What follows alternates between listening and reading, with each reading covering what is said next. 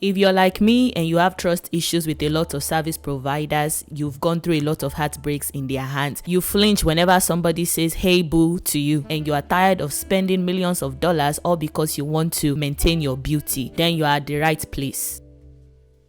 I praise you, for I am fearfully and wonderfully made. Wonderful are your works. My soul knows it very well. Psalm 139 verse 14, the ESV version.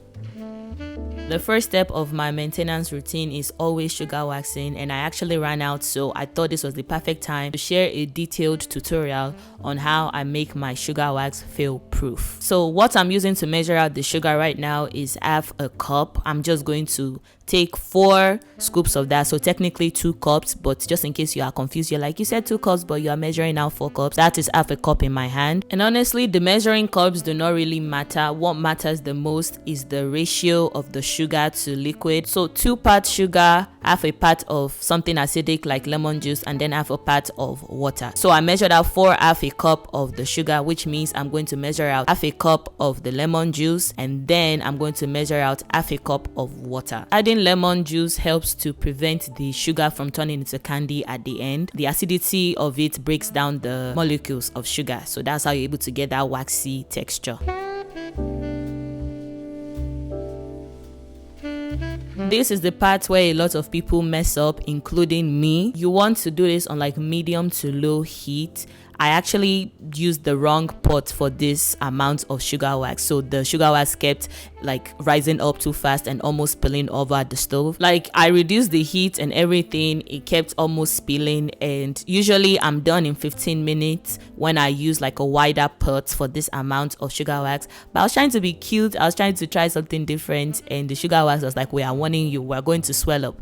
And the moment I poured this in, within the next like 10 minutes, it was ready. Don't fix it if it is not broken. You know your sugar wax is ready when it changes into this tannish color a little bit. It is better to undercook it than to overcook it, because you can just put it back on the fire if it is not ready. You can also do the ice water test to see if the wax is ready.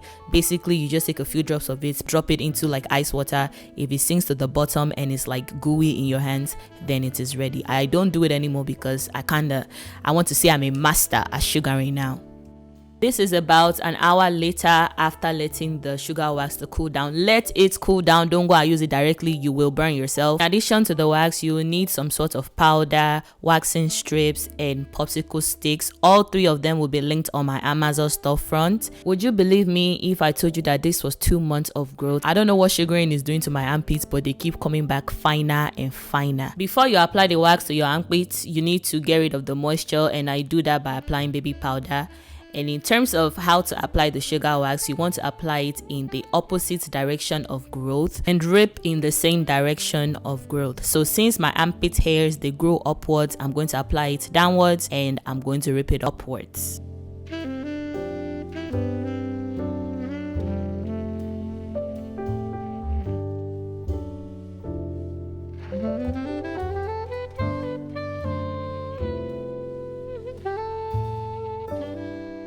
Feel free to go in for a second time if there's still hairs left over. I only needed 1 round since it grabbed all the hairs at once. I'm just going to repeat that same process on my other armpits. Feel free to add extra powder if, let's say, maybe by the time you were doing the other arm, you started sweating on this arm because you were nervous. You want to apply the sugar wax on a moisture-free and dry surface, otherwise it's not going to stick and it's just going to be like a gooey mess in your armpits.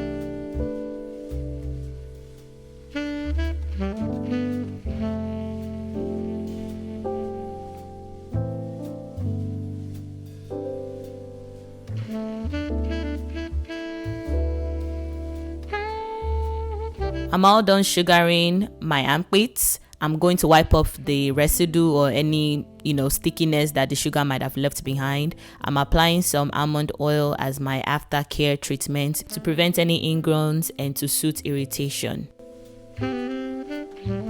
Now it is time to detox my hair, and for that I'm going to be making a bentonite clay max mixture. No, I did not use the entire thing of the clay powder. There was just a little bit left.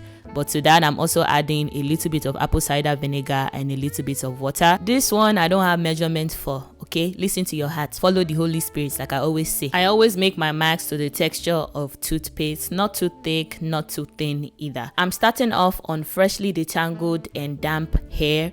I detangled my hair prior with my flaxseed pre-poo from my hair care line Enricher, and then I just rinsed it out a few hours before applying the clay mixture. I'm using water here and there just to make my hair damp again. It helps a lot with the clay application. I apply the clay to my strands as if I am applying relaxer. I apply it to my scalp, I apply it to my strands, and I'm just very heavy-handed and generous with it. This mask is the perfect way for me to do like a full hair reset on my low porosity natural hair, and I just thought it was perfect to include in this maintenance routine. I only do this treatment once, maybe every 3 months or so. Honestly, you don't need a schedule with this type of hair mask. Whenever I feel like I just want to strip my hair of everything, I do this mask, and I use it on my face very often, also underneath my armpits, but since I just did the sugar wax in my armpits, I feel like it's going to cause irritation. So yeah, I apply it to my hair, apply it to my face, and now we're ready to go rinse it out. I waited 15 minutes before rinsing it out. I always avoid funny people within those 15 minutes. My face cannot move, which means that I cannot laugh. And if I try to laugh, it's going to be a painful one. Rinsing the clay off my hair is much more easier than rinsing it off my face. On my face, it's so difficult. Like the clay wants to be married to me so bad. As for the hair, just allow it to run underneath warm water for a few minutes and everything should be off. As I was rinsing off the clay out of my hair, my curls or coils were popping, and I was just like, wow, honestly, maybe I should give Wash and Go a chance in 2025. I don't know if I will. It's not a promise. It's just my intrusive thoughts that I'm sharing out loud right now because my coils were looking juicy. As usual, I'm going to follow up the clay treatment with my regular wash day routine, which is just shampooing, deep conditioning and all that fun stuff. I recorded this video in ASMR style, so I'm just going to keep quiet so that you guys can enjoy the sounds.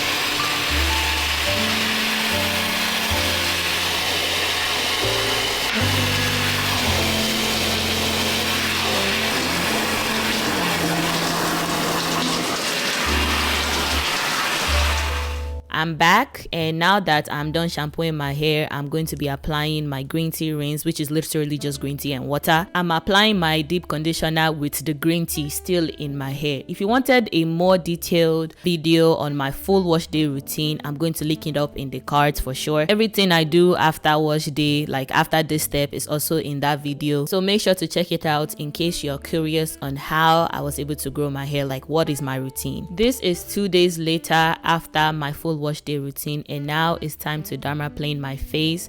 I go in with this aloe vera gel. I'm not too particular about what I use to shave my face. I've done a little bit of research, I've experimented on my face, and I find that this aloe gel is perfect for me, or even using an actual aloe vera, but I don't always have actual aloe vera in my house. I wipe my blade with rubbing alcohol. Hygiene is important, and this is how I make sure that I am not breaking out, making sure everything is clean. In terms of actually dermaplaning my face, I just go in a downwards motion very slowly. I used to wax the top of my lip because I was scared of having a 5 o'clock shadow, looking like I was meant to have BBA. I don't think it made that much of a difference, so I'm just sticking to the dermaplaning blade. It does not, I don't get 5 o'clock shadow. Everything I use in my maintenance routine, the products from my hair, the sugar wax essentials, and even this dermaplaning blade and everything, they will be linked in my description box. My skin feels and looks buttery smooth. I always love the result after dermaplaning my face. I only do it once a month. I feel like doing it every week is an overkill,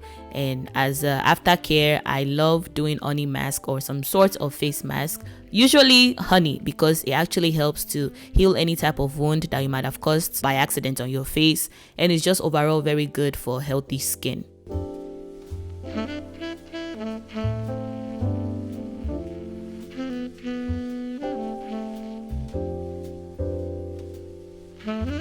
I left the honey on my face for about 10 minutes, and at this point it's so gooey, my face feels hot, and I'm just going to rinse it off before applying my moisturizer of the night. Yeah, just a basic moisturizer. I like to go in with like lightweight products after I'm applying my face. I used to go in with like 10 million products, and I just feel like it would make my face feel too clogged, and I just don't like that feeling on my face. So a basic moisturizer it is. This is a few days later, and an enemy of progress decided to show up on my cheekbone. Why is there a pimple on my face in the middle of a maintenance routine? Like, make it make sense. Anyways, it is time to do our hair, and I will be installing a kinky wig. So that's why you see my hair in these jumbo braids, like all bunched up. That's the only way my hair can lay flat underneath wigs.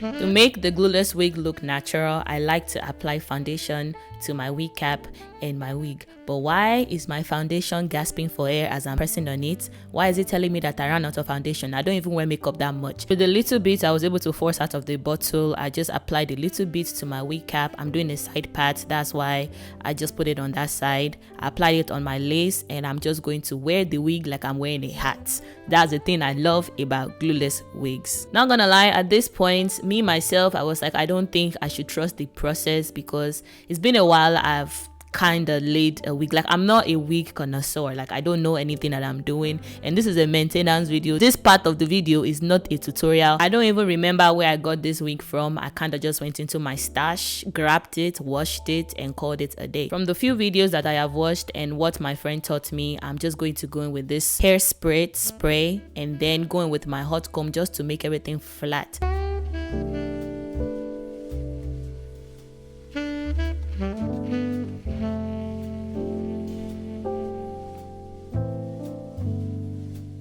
To give that natural blowout effect, I'm going to straighten this wig. A lot of people ask me, will you ever straighten your natural hair? This is the closest you guys are going to get of me in straight hair, okay? I don't think I will ever straighten my natural hair. Like, I've never had that itch. I don't have that desire. I have never wanted to participate in silk press season. Me personally, I'd rather just straighten the heck out of a kinky wig than to try and straighten my natural hair.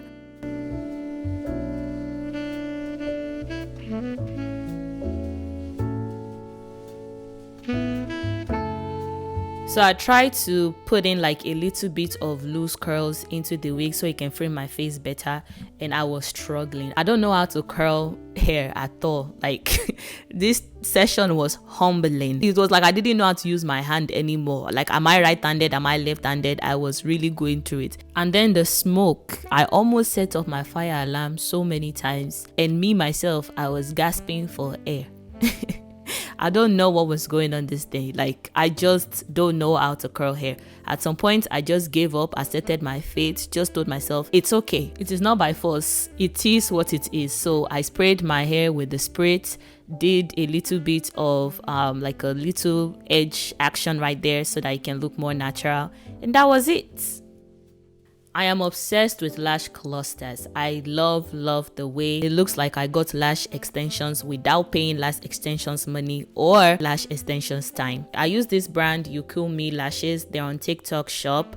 And whatever eye shape I do, I always go in descending orders. Unfortunately, I cannot do this on camera, and my eyes was watering. I wear glasses. I cannot see for the life of me, and I'm scared of contacts. So what can we do? I had to do it off camera, and I'm just going to tell you what I do instead of showing you what I do. I'm back. I had to do it off camera because I was fighting for my life, still fighting for my life. But I wanted to do like a talk through of what I do. Apply the bond side of the glue, just going small on my actual lashes underneath, and then I take my tweezer,